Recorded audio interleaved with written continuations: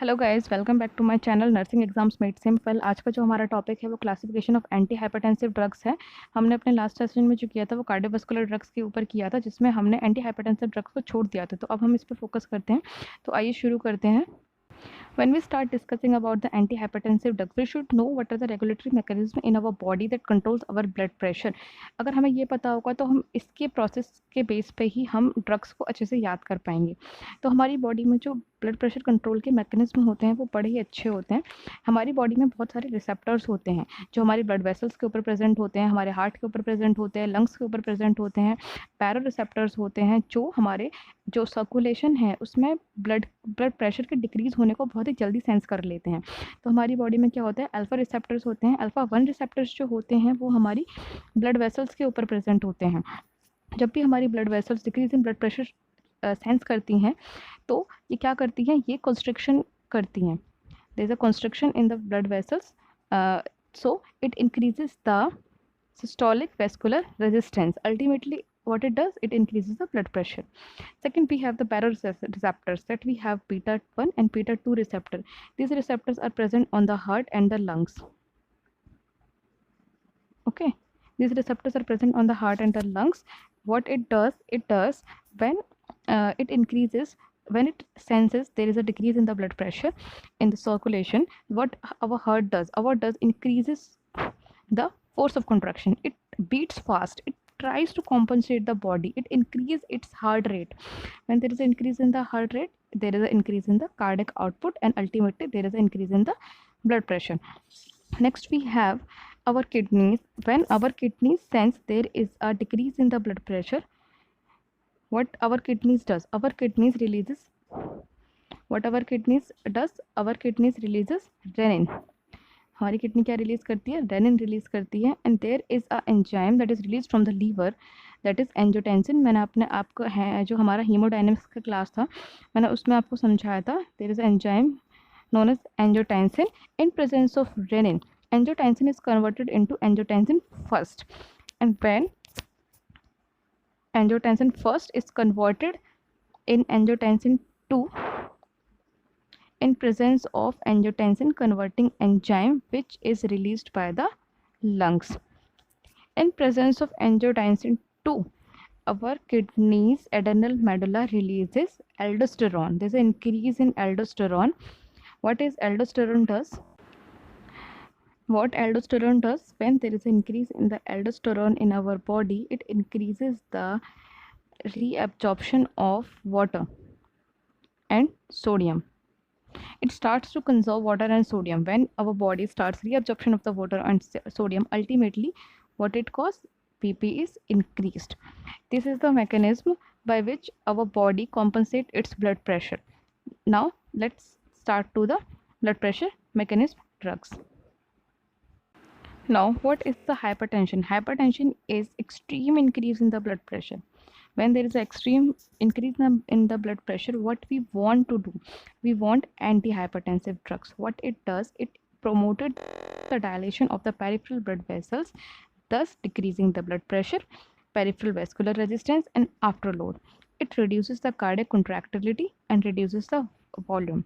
These drugs are available in oral form, parenteral form, and transdermal preparations. तो guys here we start with, मैंने एक छोटा सा diagram बना के रखा है जो अभी मैंने मैकेनिज्म में समझाया था कि हमारी बॉडी नॉर्मली क्या करती है। हमारी बॉडी कि when there is a decrease in the blood pressure, हमारी जो किडनीज हैं वो रेनिन रिलीज करती हैं और हमारा लिवर एक एंजाइम सीक्रेट करते हैं एंजियोटेंसिन, जो रेनिन के प्रेजेंट में एंजियोटेंसिन 1 में कन्वर्ट हो जाता है। और ये एंजियोटेंसिन 1 ACE की प्रेजेंस में एंजियोटेंसिन 2 में कन्वर्ट हो जाता है। ACE जो एंजाइम है, it is angiotensin converting enzyme and it is released by the our lungs. It converts the angiotensin 1 into angiotensin 2. Angiotensin 2 is the potent vasoconstrictor. अभी हमने यही पढ़ा था। तो अभी जब हम ड्रग्स डिस्कस करते हैं तो फर्स्ट टाइप ऑफ ड्रग्स हम जो पढ़ सकते हैं हमारे पास वो होते हैं रेनिन ब्लॉकर्स। रेनिन ब्लॉकर्स हमारे पास कहाँ पर काम करते हैं? We have renin blockers. Renin blockers हमारे इस फेज पे काम करते हैं, ये रेनिन को ब्लॉक कर देते हैं। रेनिन लीवर से निकल रहे एंजियोटेंसिन 1 को नहीं मिल पाता, तो angiotensin 1 can't be converted into angiotensin 1, and it ultimately stops the production of angiotensin second. So we have example Alice Girin. Okay, this is a drug which is known as renin blocker. Next we have ACE inhibitors. ACE inhibitors work by inhibiting the ACE enzyme, that is angiotensin converting enzyme. That's why angiotensin 1 can't be converted into angiotensin 2. We have drugs here like captopril, ramapril, enalapril, and many of the other drugs. Okay, the next we have, in our next classification, we have ARBs. We have ARBs. ARBs are angiotensin receptor blockers. When angiotensin 1 is converted into angiotensin 2, there is receptors that are present on the blood vessels. So these angiotensin 2 go and bind with these receptors. We have drugs ARBs that act at this area, which act at this area. It stops the attachment of angiotensin 2 enzyme with the receptors that are called ARBs, and the angiotensin receptors blockers. And we have, for example, we have losartan, olmesartan,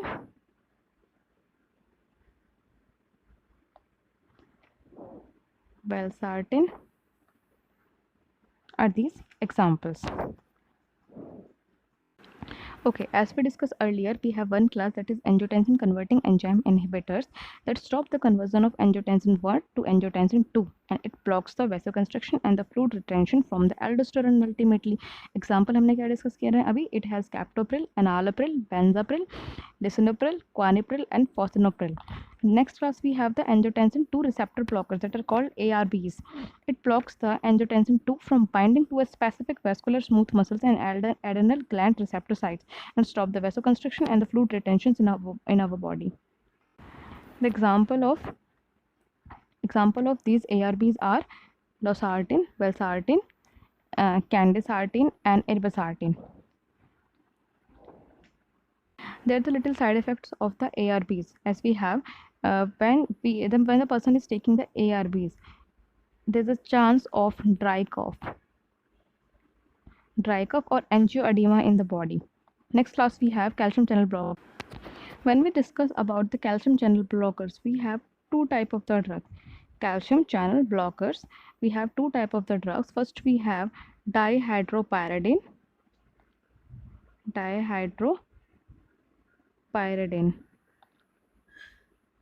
and the second class we have non-hydropyridines.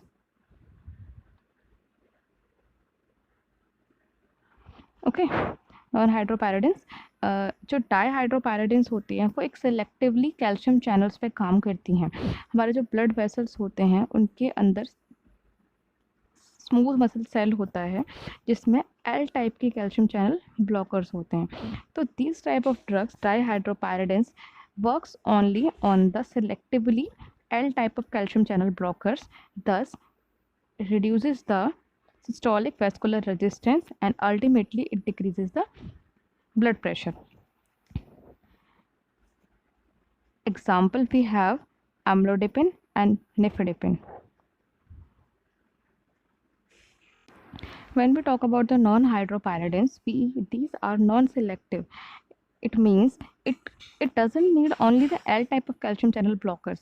It acts on the L type of calcium channel blockers plus the calcium channel present on the heart smooth muscles.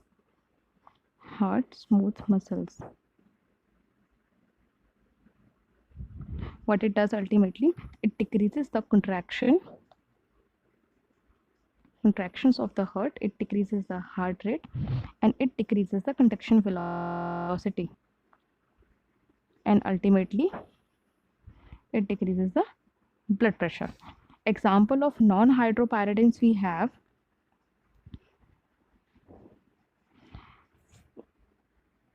example is one we have diltiazem and second we have verapamil. Okay. There are side effects with these calcium channel blockers. As we have the dihydropyridines or selective calcium channel blockers, the side effects are dizziness, headache, and swelling of gums.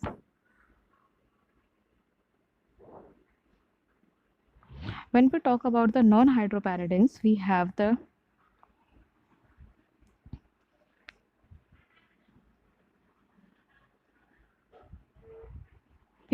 side effects like, because it acts on the heart smooth muscles also. So we have excessive bradycardia,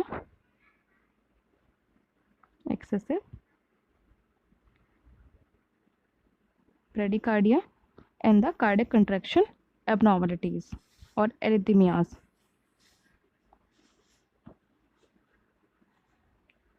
Cardiac contraction abnormalities. Got it? As we move towards our next antihypertensive drugs, we have diuretics. These are very important. Diuretics interfere with the sodium reabsorption in the body. As we know, there's an increased level of aldosterone, which causes the reabsorption of the water and the sodium. It increases the urine output, which reduces the hypervolemia and decreases the preload and afterload. It is present in the oral and parenteral preparations. As we have the three types of diuretics, the first we have the thiazides. These thiazides interfere with the sodium ion transport at the loop of Henle, and it inhibits the carbonic anhydrase activity at the distal tubal loops. These are hydrochlorothiazides. It decreases the reabsorption of sodium chloride into the kidneys, and then thyroid induced vasodilation occurs. It decreases the blood pressure. For example, we have chlorothiazide or hydrochlorothiazide examples. Second, we have potassium sparing diuretics. These potassium sparing diuretics interfere with the aldosterone induced reabsorption of the sodium ion at the distal nephron, and it spares the potassium ions. It decreases the loss of the potassium ions from the body. हम इन्हें potassium saviour भी कह सकते हैं. तो हमारे पास यहाँ पे एग्जांपल है स्पायरोलैक्टोन और एमिलोराइड. नेक्स्ट हमारे पास जो है वो इंपॉर्टेंट ड्रग है, वो है लूप डायरेटिक्स. लूप डायरेटिक्स बहुत ही इंपॉर्टेंट होते हैं.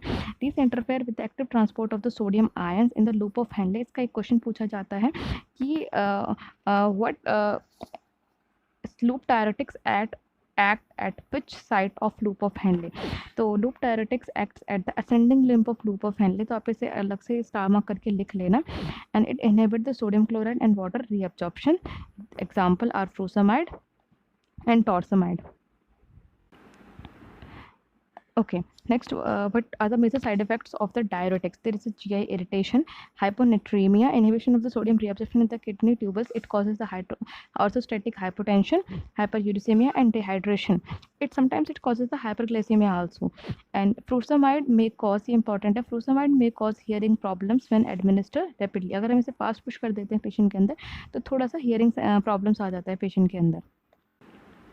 When we use other and diuretics except the potassium sparer, it causes the increased urinary excretion of magnesium and zinc. When we use the potassium sparing diuretics, it causes the hyperkalemia, because it reabsorbs the potassium at the kidney tubules and causes the hypomagnesemia or hypocalcemia. We cannot give the furosemide with the aspirin because furosemide competes with the aspirin for the renal excretion sites and may cause aspirin toxicity. This is important. Furosemide जो है वो aspirin के साथ compete करता है क्योंकि दोनों ही renal excretion site से excrete करते हैं. So furosemide can cause the aspirin toxicity in patients. Thiazide and loop diuretics may cause hyperglycemia in the clients with the diabetes, because it increases the insulin resistance. What is the nursing care if a patient is taking diuretics? We have to measure the intake output of the patient. We have to wait daily, or we have to administer these drugs, especially in the morning, not at the evening time. We have to monitor pulse rate and the blood pressure, or we tell the patient to change position slowly because there is a chances of orthostatic hypertension. And we encourage the intake of foods high in calcium, magnesium, zinc, and potassium, except if patient is taking potassium sparing diuretics, otherwise it will cause hyperkalemia. If patient is diabetic, we have to check his blood glucose levels regularly. Okay, next class we have the beta blockers. As calcium channel blockers, we have two types of beta blockers, that is selective beta blockers and non-selective beta blockers.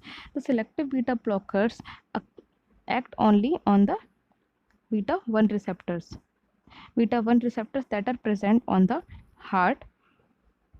Example of these drugs are atenolol, metoprolol, and the non-selective beta blockers are act on the beta 1 receptors that are present on the heart and on the alpha receptors that are present on the smooth muscles and the beta 2 receptors that are present on the lungs.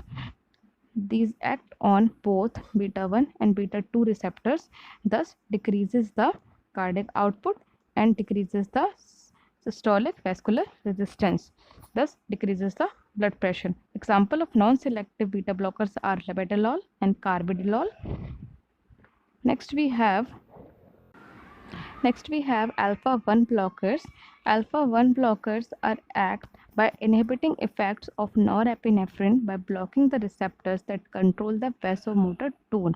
It acts on the smooth muscles because alpha 1 receptors are present on the smooth muscles. It blocks the effect of norepinephrine on the smooth muscles, thus decreases the systolic vascular resistance or peripheral vascular resistance, ultimately decreasing the blood pressure. Example of these drugs are parajosin, doxorubicin. Next we have the alpha beta receptors. These are the combined effect of the drugs that act on the alpha 1 receptors and the beta 1 receptors also, and leading to the vasodilation and decreased contractility. As I discussed earlier, these drugs are labetalol and the carvedilol. These are non-selective beta blockers. Next class of drugs we have centrally alpha 2 agonist. These are centrally acting adrenergic drugs. These act on the presynaptic receptors present on the brain, as we have the synapses, and these drugs works here in the presynapses alpha 2 receptors that is present in the brain.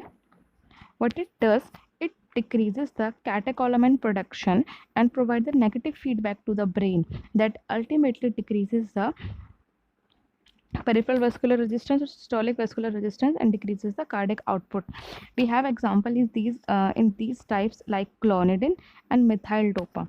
The clonidine is directly act by blocking the alpha 2 receptors present in the presynaptic region, but the methyl dopa it does not directly act. It converted into methyl norepinephrine that gives the negative feedback into the brain and blocks the presynaptic alpha 2 receptors in the brain, and ultimately it decreases the catecholamines, decreases the cardiac output and peripheral vascular resistance.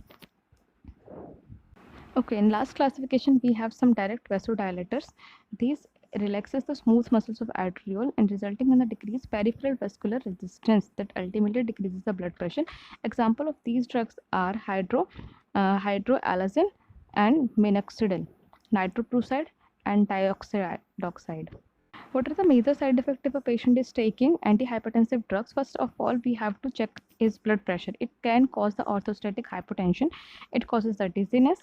It causes the cardiac rate alteration or the bradycardia that is caused by the sympathiolytics, or it may cause tachycardia also by the direct reflexes. And there is a blood dyscrasis or hemolytic anemia, decreased number of WBC in the. When we are giving the beta blockers, we should check it is selective or non-selective. We have to check the patient is don't have any respiratory problem or asthma type problem, because beta blockers can cause bronchospasm and it masks the hypoglycemia, as I told you earlier.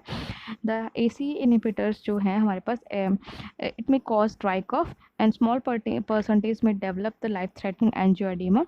Calcium channel blockers may causes the leg edema, stomach है. Nursing care हमारे लिए important है कि nursing care क्या की जाएगी, patient is having if patient is taking antihypertensive drug, we have to check the vital signs regularly, especially the pulse rate, monitor BP in standing or supine position both, and we have to ensure that systolic blood pressure is should be greater than 80 mm of mercury. We have to monitor the urinary output in initial titration. If we are giving a nitroprusside to a patient, it is a light sensitive drug, so we have to avoid it from light during administration. We instruct the patient to follow a low sodium diet because sodium increases the water absorption. Water follows the sodium, so it increases the blood pressure. Inform the patient to continue the medications as these are lifelong.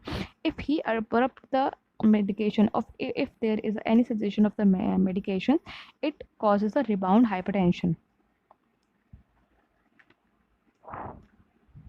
We teach the client to avoid in engaging hazardous activities if he's taking antihypertensives because it causes orthostatic hypotension, and we teach the patient to report any side effects like weight loss so that we can adjust his doses. तो यहीं पर हमारा जो anti hypertensive